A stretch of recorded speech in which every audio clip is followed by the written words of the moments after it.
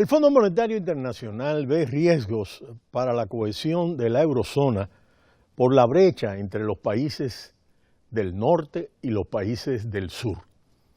Este es un viejo paradigma en que las zonas del norte siempre son más ricas que las zonas del sur. Y la verdad que es algo que llama poderosamente la atención. Hay múltiples explicaciones. Y como parte de todo el proceso de recuperación de la eurozona y del crecimiento en el bloque comunitario ahora de los 27, vamos a comentar un informe del Fondo Monetario Internacional justamente sobre toda la temática de los riesgos que ve el Fondo Monetario Internacional, pese a que el crecimiento ha vuelto a recuperarse a niveles del 2011 e incluso un poco detrás del 2011 en relación a la gran recesión 2008-2009 y por igual en el término del desempleo, aunque todavía está próximo a los 2 dígitos. El fondo constata la recuperación, pero alerta de graves dificultades para los países más endeudados en la próxima crisis y reclama un presupuesto para el euro. La recomposición se asienta, el desempleo se reduce y los populismos no han llegado a gobiernos de los países más grandes de la Unión Europea. Para diversos analistas, la alfombra roja está lista para la ansiada primavera europea después de más de una década después de la gran recesión y una gestión de la crisis considerada insuperablemente mediocre. El optimismo y algo parecido a un sentimiento de autocomplacencia se ha instalado en Bruselas, la capital de la Comisión Europea, pero como advierten analistas, las grandes crisis tienen 7 vidas. El Fondo Monetario Internacional alerta en su informe sobre la eurozona de que el final de la convergencia económica entre los socios del euro puede tener graves defectos y podría suponer un desafío para la cohesión de la unión monetaria. Y eso no es todo. El Fondo Monetario Internacional ve los riesgos equilibrados a corto plazo y una reactivación airosa y propicia, pero en el mediano plazo el fondo estima que Europa es un puñado de vulnerabilidades. El Fondo Monetario Internacional, en un documento de 66 páginas cargado de detonantes, alerta de que la eurozona apenas tiene amortiguadores políticos listos para la próxima crisis, en especial en los países más endeudados, donde la banca sigue con serios problemas como Italia y España, que hemos detallado en Ecomundo, y advierte de que una más que probable subida de los tipos de interés, con Mario Draghi a punto de levantar el pie del acelerador monetario, podría acabar con la sensación de seguridad sobre la que se asienta la recuperación europea. Las políticas para reducir los riesgos son las de siempre, salvo por una novedad. El Fondo Monetario Internacional proclama que la eurozona necesita un presupuesto capaz de estimular las economías más golpeadas en tiempos de crisis. Lo demás es prácticamente lo que ha venido planteando desde hace tiempo. Introducir un programa de reformas integrales, crear colchones fiscales en los países más vulnerables, seguir con la política monetaria actual y terminar de reestructurar la banca. Y como ha sostenido, pide a quienes tienen margen fiscal, especialmente Alemania y Holanda, que gasten más. Una recomendación que cae en saco roto de año en año.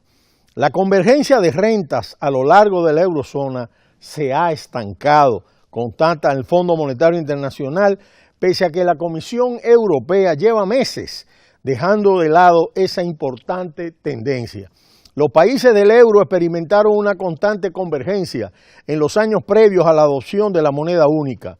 Ya con el euro, esa convergencia se estancó y desde la irrupción de la gran recesión 2008-2009, las rentas tienden a divergir, subraya el fondo.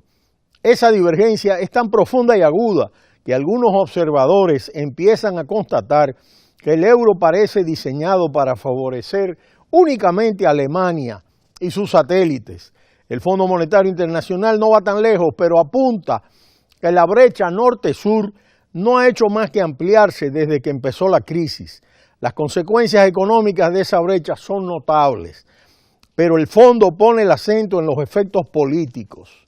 La convergencia de rentas no es un prerequisito para el buen funcionamiento de la eurozona, dice el fondo, pero es clave para la integración económica.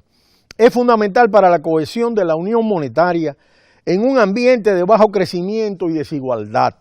El fondo presiente, en fin, serias dificultades políticas si la brecha norte-sur no deja de agrandarse. Y sostiene que un ensanchamiento de la diferencia de rentas entre países podría amenazar la capacidad de las instituciones para adoptar soluciones comunes ante la inapelable necesidad de apuntalar la arquitectura de la eurozona para evitar que la siguiente crisis se la lleve por delante. En concreto, Alemania no se fía del resto y por eso no termina de ver claro el presupuesto de la eurozona, la mutualización de la deuda y el Fondo de Garantías de Depósitos Común. Y el resto de países tampoco termina de fiarse en una Alemania que ha vivido una crisis plácida, cómoda, y no ha hecho nada por facilitar las cosas del resto. Pese a que Bruselas cree que el superávit comercial alemán, el mayor del mundo, por encima de China, puede ser contraproducente y Alemania debería invertir, gastar y apoyar las subidas salariales, mientras que el Producto Interno Bruto alemán está claramente por encima de los niveles pre-crisis en países como Italia, con una corriente anti-euro cada vez más amplia. Los efectos de la crisis han sido mucho más persistentes y el Producto Interno Bruto solo recuperará los niveles anteriores al 2009 a mitad de la próxima década. Veamos qué ritmo de crecimiento tiene Italia, de acuerdo a las estimaciones del fondo. Una convergencia real es decepcionante, de acuerdo al fondo, que la explica básicamente por las disparidades en la competitividad, esencialmente por las diferencias en los costes laborales. Países como Portugal, España y Grecia han hecho un esfuerzo de contención de esos costes desde la crisis. Hasta en media docena de ocasiones el fondo afirma que Alemania tiene que hacer más esfuerzos por elevar sus salarios, invertir y potenciar su anémica demanda interna.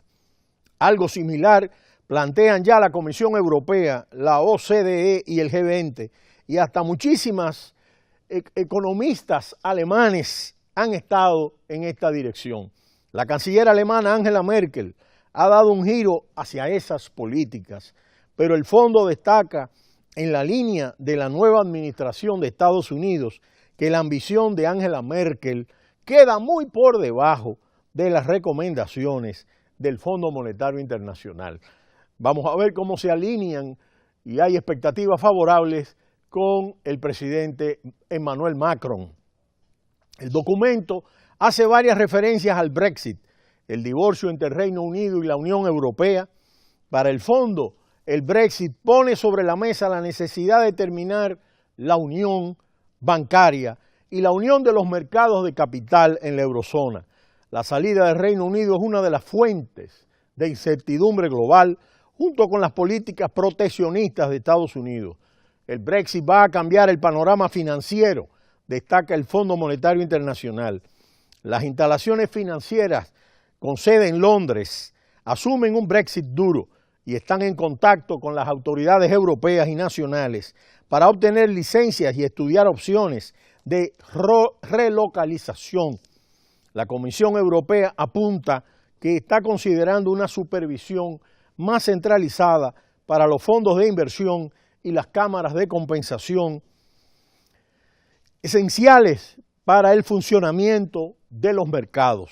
Sin embargo, los analistas y observadores entienden que el Brexit pasará factura en ambos lados del Canal de la Mancha, pero el fondo parece alinearse con la idea de que el Reino Unido tiene más que perder en esta salida.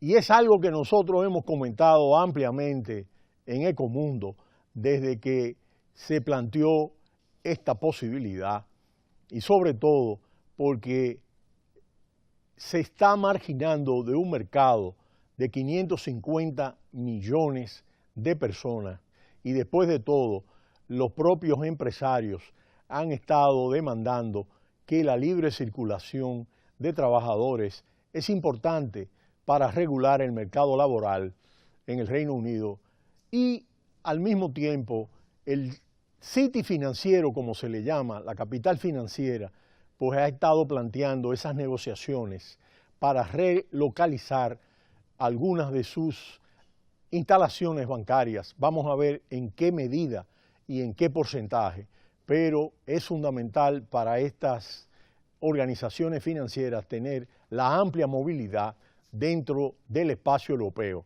Mientras tanto, la Comisión Europea ha firmado acuerdos ya con Japón y ha fortalecido sus negociaciones con Mercosur. Pero será hasta mañana cuando volveremos en Ecomundo, ojalá 4FD. No le cambie, cita cultural.